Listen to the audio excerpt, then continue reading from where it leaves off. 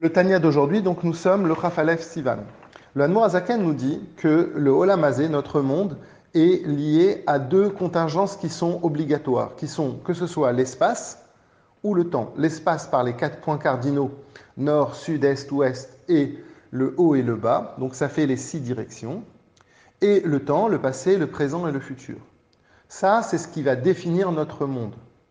Maintenant, quand on va monter, quand on va s'élever, et quand on va parler des Sphirot et Lyonot, que ce soit Chesed ou Gvura ou n'importe quelle Mida, à ce moment-là, bien évidemment, elle n'est pas liée avec le temps ni avec l'espace.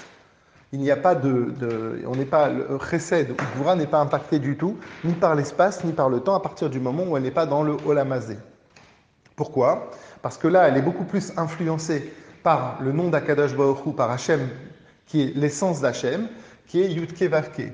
Le Shem, le nom Yudke Vavke, représente le fait qu'Akadosh Baruch Hu est au-dessus du temps. C'est pour ça qu'avec les 4 lettres, le Yud, le He, le Vav et le He, on peut faire Haya, passé, Hove, présent, et Iye, futur. Ça veut dire qu'Akadosh Baruch Hu, il peut être en même temps le passé, le présent, le futur, puisque justement, il est au-dessus de toutes ces contingences du monde.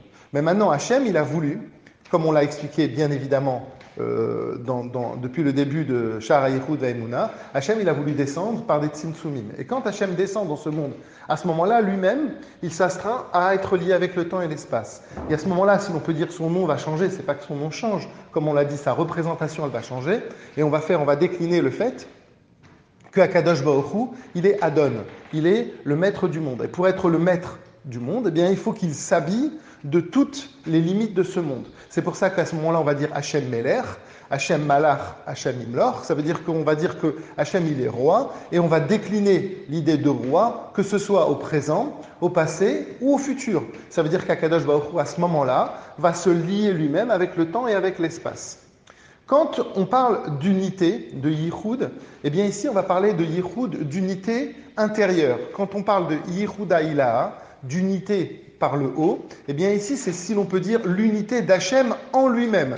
C'est comme si une personne, elle est paisible avec elle-même. C'est comme si elle arrive justement à avoir cet état où elle est en symbiose, que ce soit avec son moi intérieur, ou bien avec la représentation qu'elle a à l'extérieur. Il n'y a pas un double jeu. Je suis comme à l'intérieur, comme à l'extérieur. Eh bien, si l'on peut dire, Hachem, quand on parle de Yichuda Ilaha, de l'unité par le haut, eh bien, c'est que Akadosh Baruch Hu, si l'on peut dire, il est en paix intérieure. Donc, qu'est-ce que ça veut dire qu'il est en paix intérieure? C'est-à-dire qu'il a fait un shilouv, il fait un mélange entre le Shem Yudke Vavke et le nom d'Akadosh Baruch Hu qui est lié avec le fait de Adon.